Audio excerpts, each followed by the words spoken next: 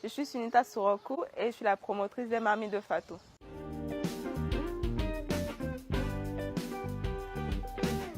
Les Mamies de Fatou, c'est un service de restauration qui fait la promotion de la gastronomie béninoise et qui propose à sa clientèle de pouvoir se faire livrer à la maison ou au boulot. Ou si vous le désirez, vous pouvez venir manger dans notre restaurant dans un cadre plus ou moins chic, convivial et accueillant. Tout est parti d'un pari que m'a lancé un de mes frères en me défiant de pouvoir faire à manger et d'en vendre.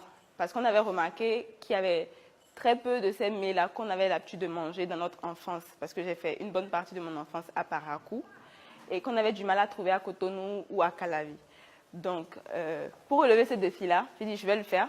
Et 2 jours après, je me suis mise avec une petite table et le strict nécessaire, une glacière, une marmite, les petits trucs de vendeuse de rue que j'ai posé devant la maison de mes parents. J'ai commencé juste pour relever le défi. Et j'avais commencé par vendre du toubani. Et le toubani, c'est des gâteaux d'haricots qu'on cuit à la vapeur. J'en ai fait un job de vacances pendant toutes les vacances et je me suis fait aussi un peu de sous. En année de licence, j'ai dû faire un stage dans une structure de la place à Cotonou. Et c'est là que j'ai relevé le problème que certains fonctionnaires ou certains travailleurs dans certaines zones de Cotonou avaient du mal à pouvoir se restaurer. Parce que tout de suite, dans l'immédiat du lieu de travail, il n'y avait pas de vendeuse ou même quand il y en avait, l'hygiène laissait à désirer. Donc, on n'avait pas envie de manger là. Et pour manger, peut-être il fallait se déplacer. Et ayant vécu cela, bon, je me suis dit, voilà un problème. Comment on peut... Mais sur le coup, dans la période, je n'avais vraiment pas percuté encore. Après ma licence, diplôme en poche et tout ça, j'ai quand même pu faire quelques stages encore professionnels et tout ça pour l'expérience. Mais quand, après avoir déposé de nombreuses demandes d'emploi, demandes de stage par-ci, par-là, on me dit, oh madame, vous êtes bien, on cherche quelqu'un qui a votre profil, on va vous rappeler. On ne rappelle jamais. Non, à un moment donné, je m'ennuyais vraiment, je vais dire. Et je me disais, tiens, bon, en attendant que quelqu'un veuille bien me recontacter ou me rappeler, je recommence à vendre mon petit toubani devant la maison, comme je le faisais. Donc j'ai repris. Et quand j'ai repris, j'essayais de dire aux gens, ah ok, j'ai recommencé par vendre du toubani à mes anciens clients et tout ça. Donc, et il y en a qui ont commencé par me dire, tiens, Tsuni, est-ce que tu peux venir me livrer au boulot? J'ai dit, oui, pourquoi pas. Donc c'est comme ça que j'ai commencé par aller livrer les gens petit à petit. Et après, je me suis dit, tiens, tes anciens collègues avec qui tu travaillais et tu sais que dans cette zone, c'était vraiment compliqué de pouvoir manger. Pourquoi tu ne fais pas des trucs, tu ne leur proposes pas?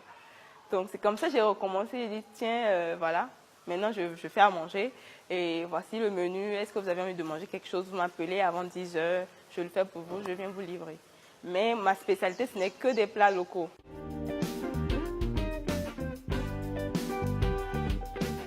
Je finissais de livrer les gens la journée. Je passais par le marché, je faisais mon ravitaillement, je revenais, j'apprêtais la journée du lendemain.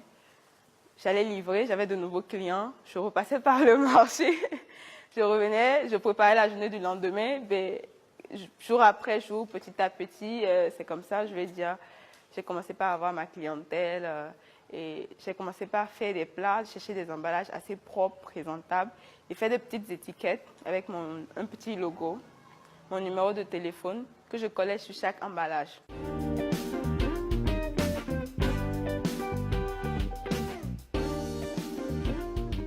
De la naissance du tout début à maintenant, je peux vraiment dire que j'ai fait du chemin.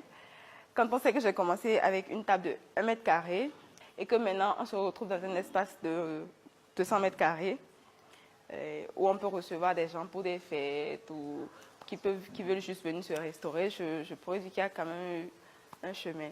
Au départ, ce n'était pas facile parce que même avec les parents, quand ils savent qu'ils ont investi pour que tu ailles faire des études à l'extérieur, que tu reviens avec tous des diplômes et tout ça, et qu'au lieu d'aller chercher un boulot dans un bureau, comme on dit les boulots de Akawé, de blanc, tu es là tous les matins avec tes casseroles, à dire j'ai 2 clients aujourd'hui, je suis en train de faire manger pour eux. Pour eux, c'était comme si un peu, je cachais un peu mon potentiel. Au départ, j'ai dû un peu, comme qui dirait, m'imposer à eux, parce qu'ils n'étaient pas trop d'accord. Mais maintenant, ils me soutiennent à 100%. Mon père aussi s'y est mis, il est devenu fournisseur. son champ de tomates et des aubergines et du piment à côté. Est-ce que je me sens entrepreneur? Je vais dire oui. C'est vrai qu'au départ, moi, je l'avais fait juste pour tuer le temps et pour me faire un peu de sous, mais très vite, ça a pris de l'ampleur. Et même pendant longtemps, je me disais que c'était juste un passe-temps. C'était juste un passe-temps. Et j'espérais toujours pouvoir avoir un job ou que quelqu'un me rappelle parce que je ne continuais pas à postuler. Mais là où j'ai percuté, c'est un jour, j'étais là où quelqu'un est rentré. Il a demandé à me voir. Il était avec un CV et une demande d'emploi. Là, je me suis dit, attends, toi, tu es là à espérer que les gens t'embauchent. Et voilà quelqu'un qui vient chercher du boulot auprès de toi. Qu'est-ce que tu fous alors? Donc, c'est là, je vais dire qu'il y a eu le déclic. Pour la livraison, nous avons maintenant des livreurs spécialisés avec la moto que vous voyez là. Et c'est eux qui se chargent de tout ce qui est logistique par rapport à la livraison pour nos clients ou pour nos courses aussi. On ne sait jamais, on ne peut pas savoir ce que l'avenir nous réserve. Mais je voudrais que d'ici 5 ans, pourquoi pas, offrir un second ou 2 autres annexes de Marmite de Fatou et devenir une multinationale, c'est-à-dire avoir les Marmites de Fatou au Togo, au Nigeria, en Côte d'Ivoire, pourquoi pas en Europe. J'enchaîne? Ou c'est bon? Comment je vais dire ça maintenant? Ah. Ça va. Je suis un peu stressée en fait. Je suis un peu stressée.